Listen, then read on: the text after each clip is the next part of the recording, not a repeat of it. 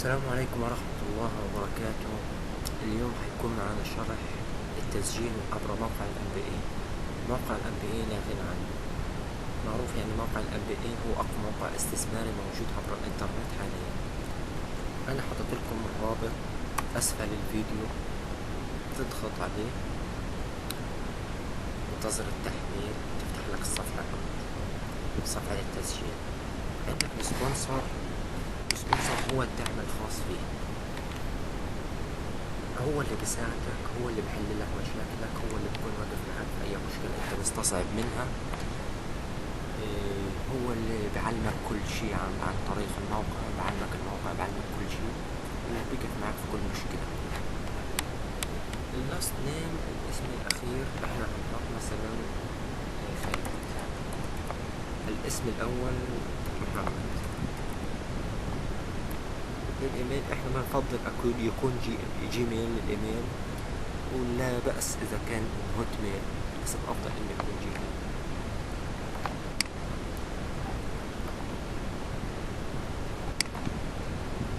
اليوزر نيم يا شباب لازم يكون دقيق جدا جدا. احنا هنحط مثلا علي 1 2 3 5.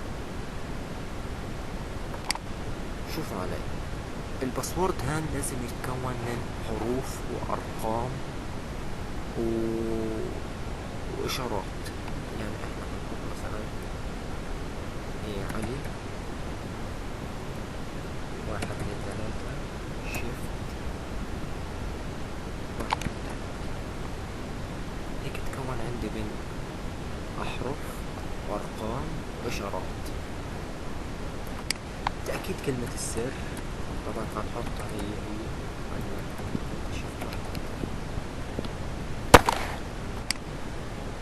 هنا البنك الإلكتروني اللي أنت مسجل فيه، اللي ممكن تقدر تنقل مثلا تشحن فيه الرصيد وتقدر تحوله على موقع NBA.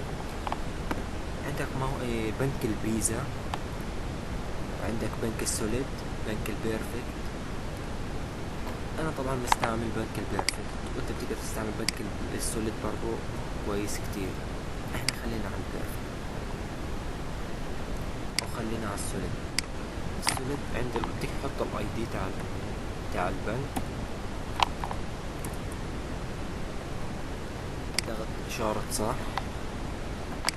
ريجستر، موافق.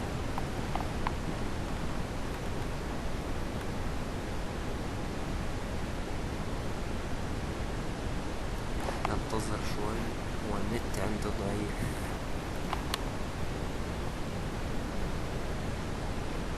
تصلك رسالة عبر طريق الإيميل، تدخل على الهوت أو الجيميل إذا كنت مسجل عن طريق الجيميل.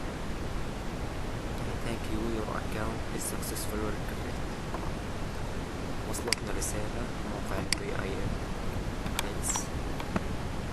رابط التفاعيل.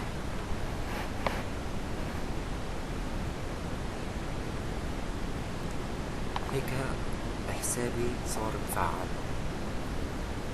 إن شاء الله ننتظر الشروحات القادمة، وكيفية شحن الرصيد، وكيفية شراء الباقات، وكيفية الاستثمار فيه.